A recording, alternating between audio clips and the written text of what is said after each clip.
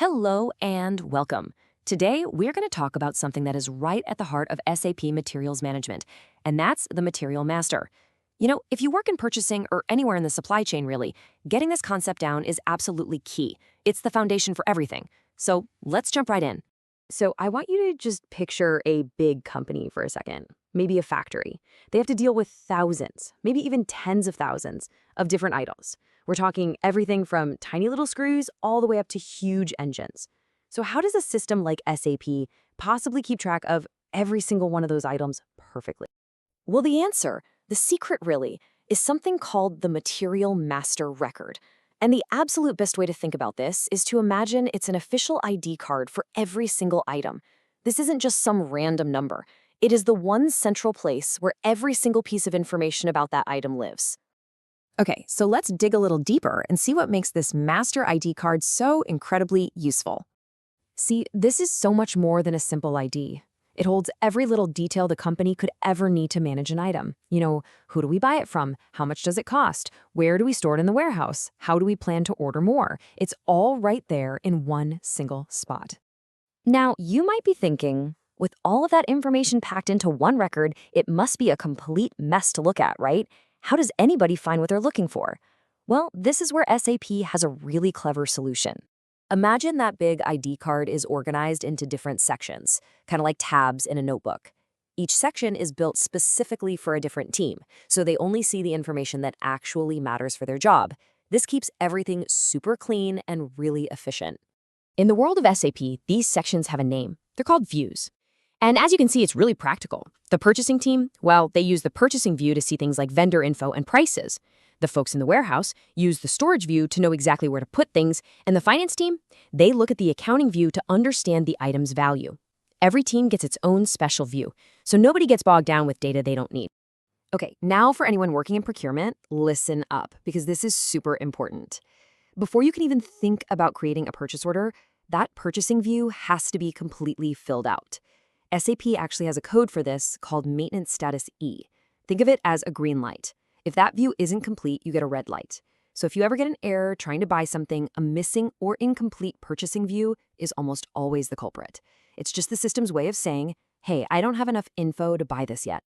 So, we know our ID card has different views for different teams, but what decides which views an item even needs in the first place? Why does a bolt have a storage view, but a cleaning service doesn't? That question leads us to the single most important setting of all. And that setting is called the material type. When you create a new material in SAP for the very first time, this is the biggest decision you're going to make.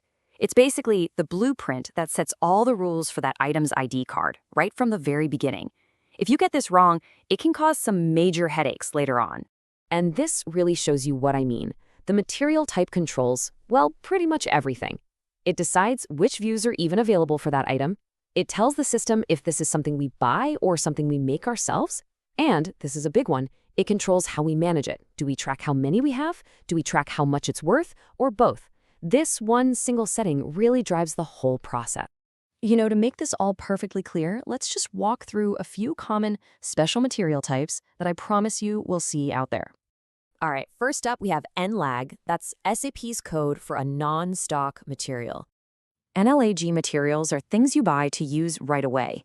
We don't keep them on a warehouse shelf. So their main rule is simple. Don't track the inventory quantity.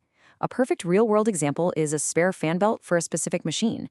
You order it, the maintenance crew installs it, and the cost is used up immediately. Simple as that. Okay, next, we've got a really interesting one, UNBB, which stands for non-valuated material. So for these UNBW materials, the rule is track how many we have, but don't worry about the dollar value. A classic example is office copy paper.